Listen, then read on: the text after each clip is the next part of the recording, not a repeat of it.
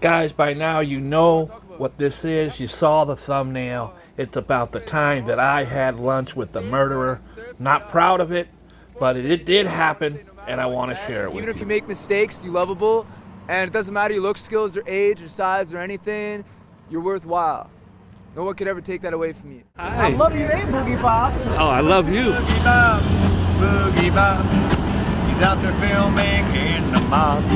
Boogie Bob, Boogie Bob, go to YouTube and turn the knob. Coolio with the flow, represent Boogie Bob. We in Harlem, don't get robbed. I'll see you again, I promise. All right, Boogie Bob, one love. That's Boogie Brother, Bob. I love you forever. Thank you so much. Hi, hon, I love you.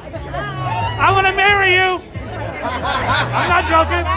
I'm not joking, girlfriend. Thank you. I love you, Pam.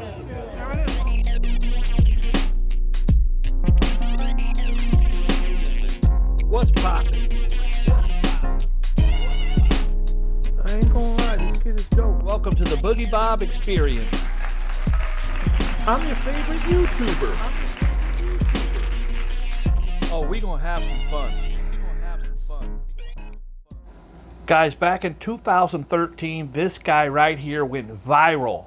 He goes by the name of Kai the Hitchhiker. He saved a woman who was being assaulted by smashing the guy in the head with a hatchet. You've got to listen to this whole interview. It's insane. This is why he went viral. This is why he was known as a hero around the world.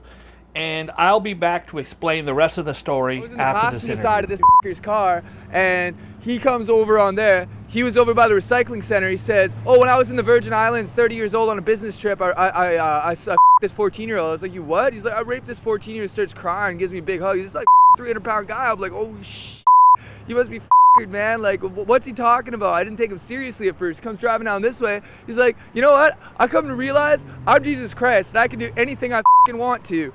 And watch this, bam, and he smashed into this fucking guy right there, pinned him in between that fucking truck. And so I hop out, I look over, the guy's pinned there. I mean, like, freight train riders know this. Like, if you get pinned between something, do not fucking move that shit, otherwise you bleed out. Like, motherfucker, I ran in, I grabbed the keys, he's fucking sitting there like nothing even happened. And like, fucking, like, man, if you started driving that car around again, man, there would have been a hell of a lot of bodies around here. I hop on out, and so I grabbed the bag, I threw it over by that pole right there, and then fucking buddy gets out, and these two women are trying to help him. He runs up and he grabs one of them, man. Like, a guy that big can snap a woman's neck like a pencil stick. So I fucking ran up behind him with a hatchet, smash, smash, smash. Yeah. The lady said you saved her life. She was the one who got grabbed by that fucker. You know what? Fuck is cool. That guy ain't.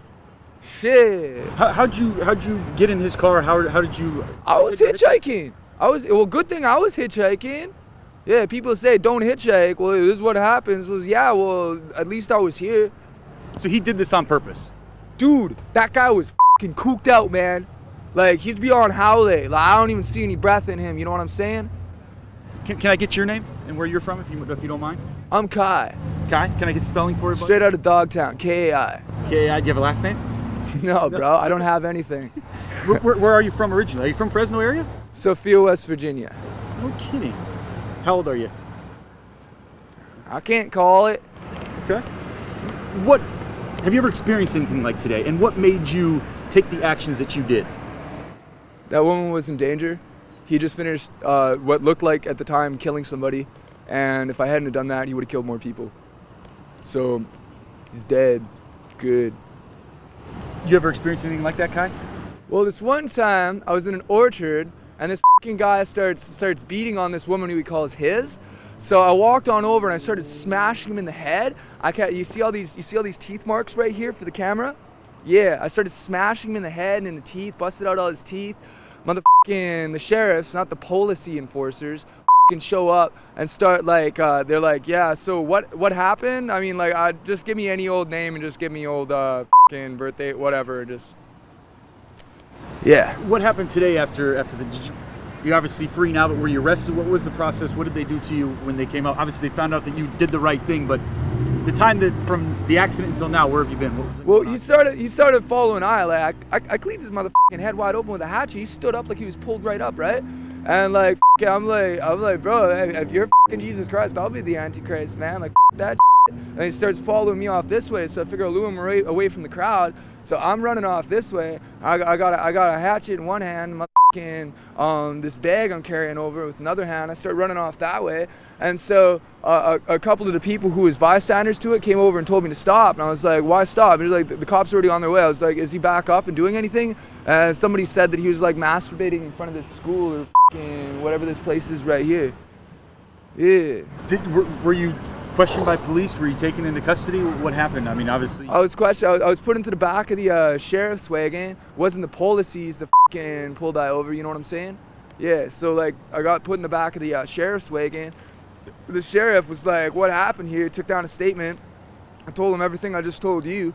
And let me on out, said I couldn't grab all this stuff until I had finished, like, they had finished with something, you know what I mean?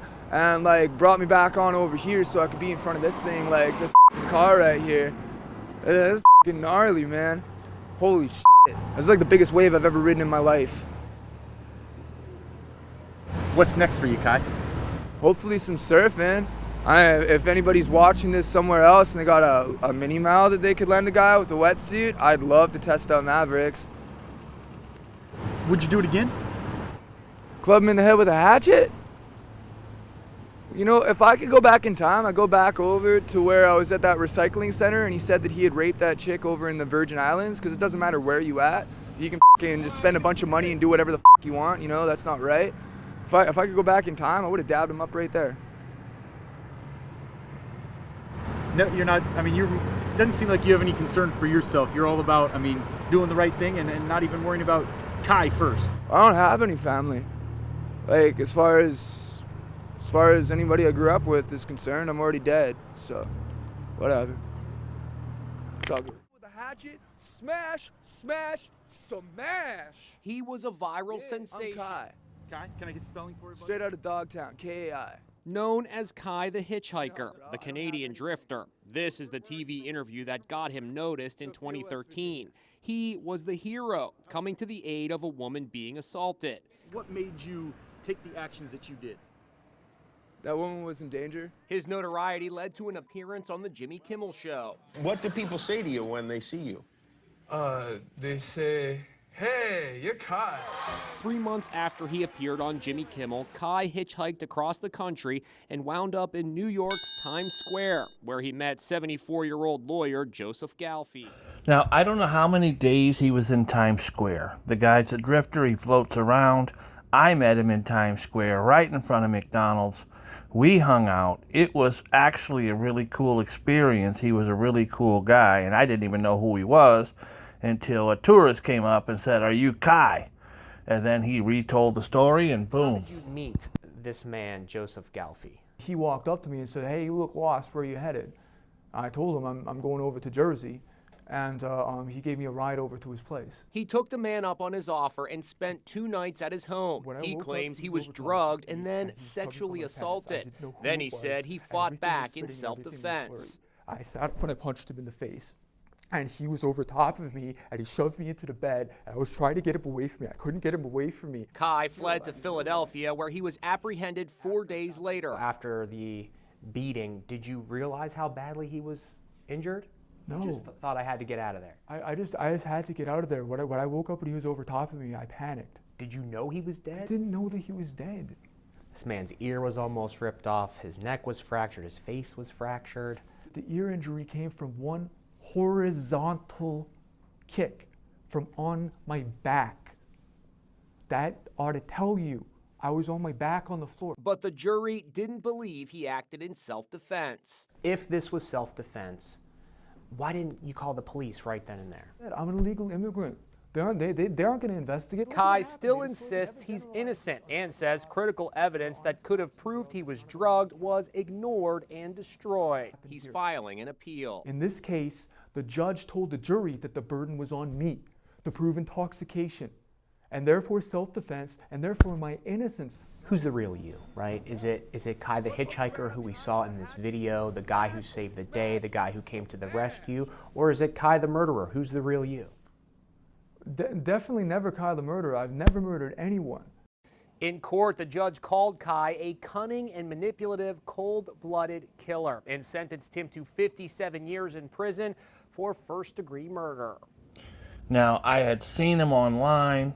I had seen him on Jimmy Kimmel. I didn't know his name. I didn't really follow him.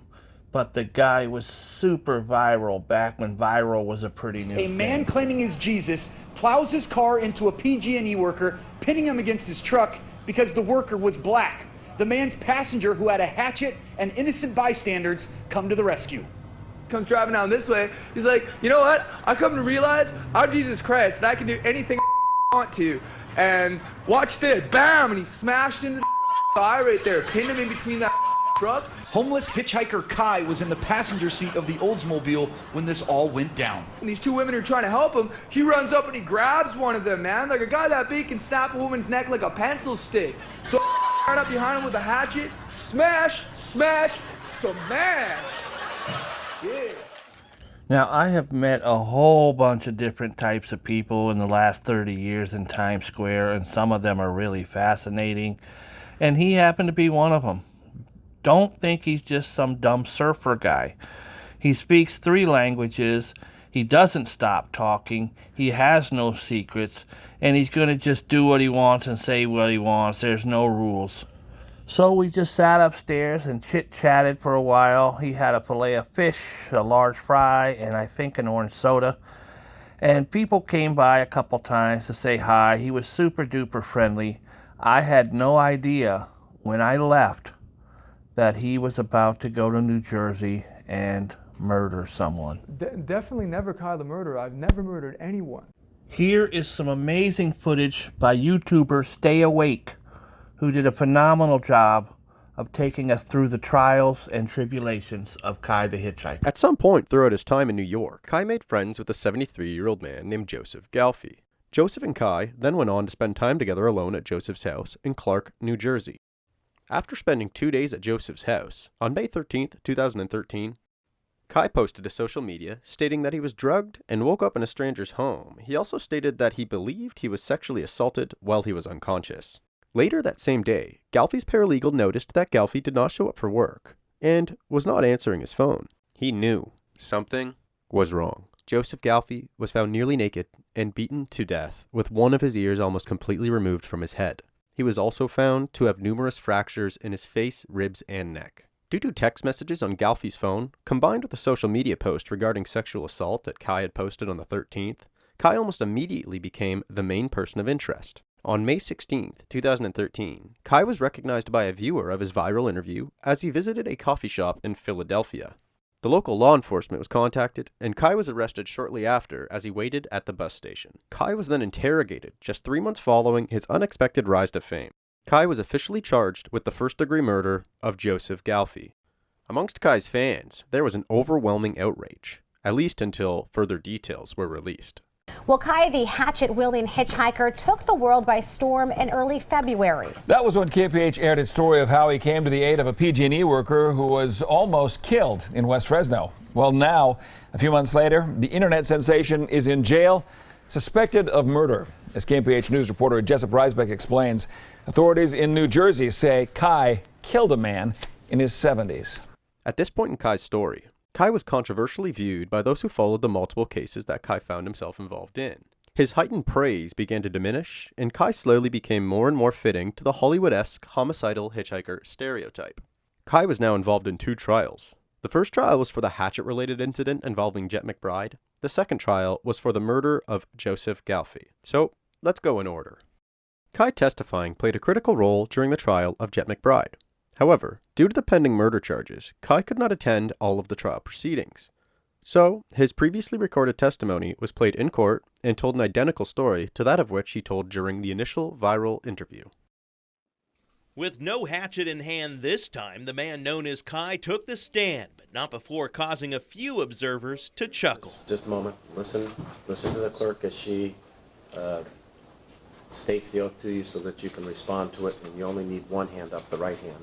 During his 2 hours of testimony, Kai explained in more detail the events leading up to the crash, including how he and Jet McBride stopped in the Tower District to buy and smoke marijuana. Kai then testified that just before the crash, McBride proudly told him about raping a 14-year-old girl. He's like, well, I've come to realize I'm Jesus Christ and I can get away with anything I want to. Watch this. And I look up and there's a whole crew of construction people in front of me, and most of them jumped aside, and one dude got pinned underneath. While PG&E worker Rayshawn Neely was pinned, Kai says McBride then turned on several people who tried to help. He's still holding on to her, so I smashed him again, and he's still holding on to her hair. I was like, f***ing hands here, bud. I smashed him real good and hard.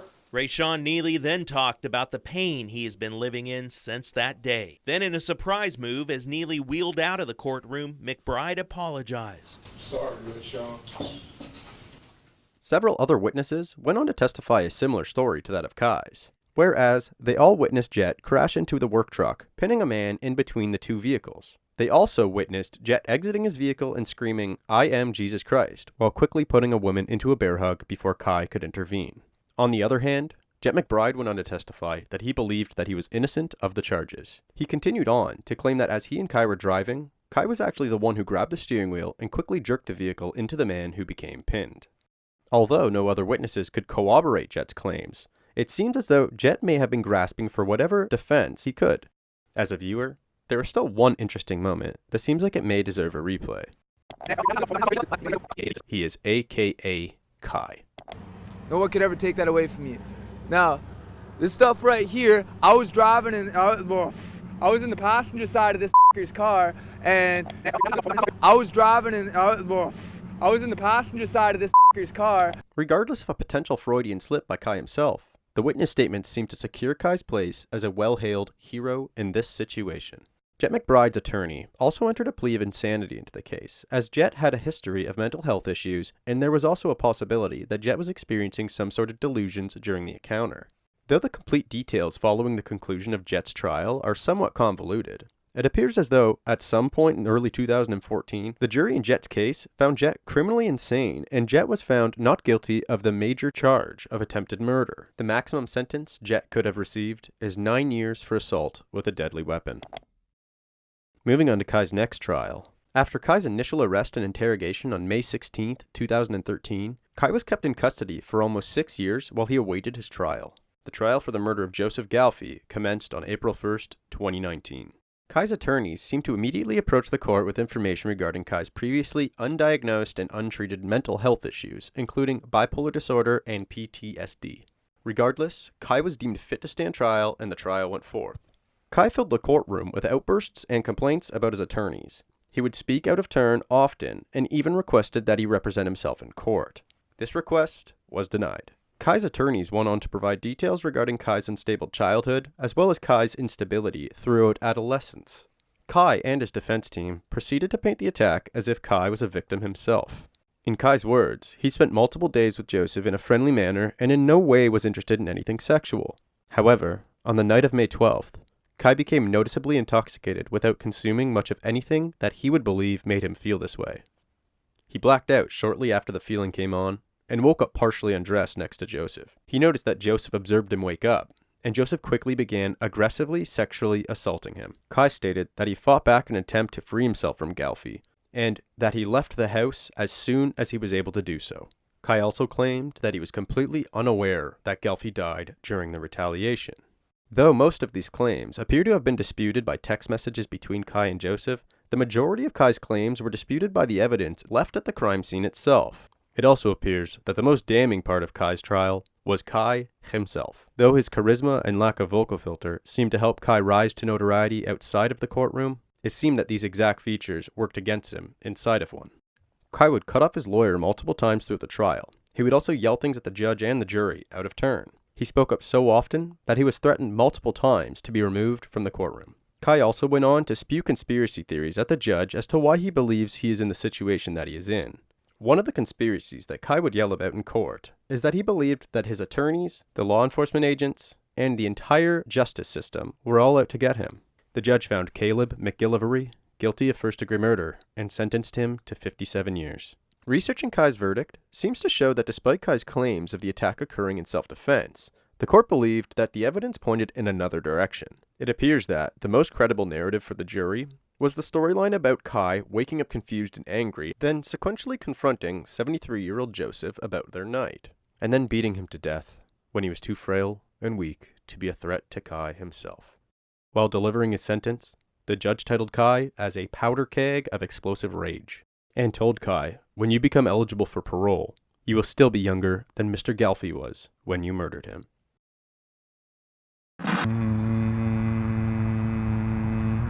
That vibration, bro. You know? It's being a part of everything. Like when I say I'm from Sophia. Where are you from originally? Are you from Fresno area? Sophia, West Virginia. Notice that little punctuation there? Kai's real name is Caleb Lawrence, but since the age of 14, he's been known as Kai. Pull back my hood and kiss me real good. And just move, get a little bit closer and pull back you do. And just move, we'll feel this groove with the loving that we do. We'll feel this groove with the loving that we do.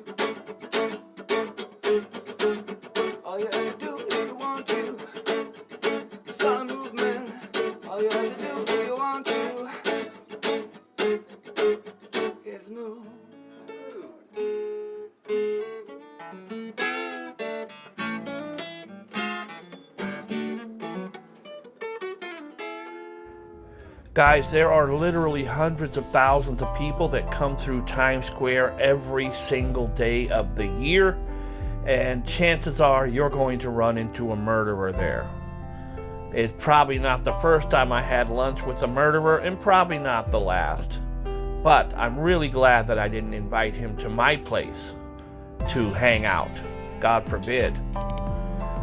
I don't know if Kai was assaulted while he was sleeping. I do know that he killed that elderly man. And I do know if you listen to his interviews throughout, he seems like he is a badass and he has some mental and emotional problems. So I can't call it. Looks like he got 57 years in prison, and we'll see what happens. I want to thank Stay Awake for the beautiful little documentary he did there about the trial. It was wonderfully done. I want to thank everybody for tuning in. I ask you to please be kind and loving to each other and be good to yourself because you deserve it. And let's talk again real soon. Please be smart and make wise decisions. God bless.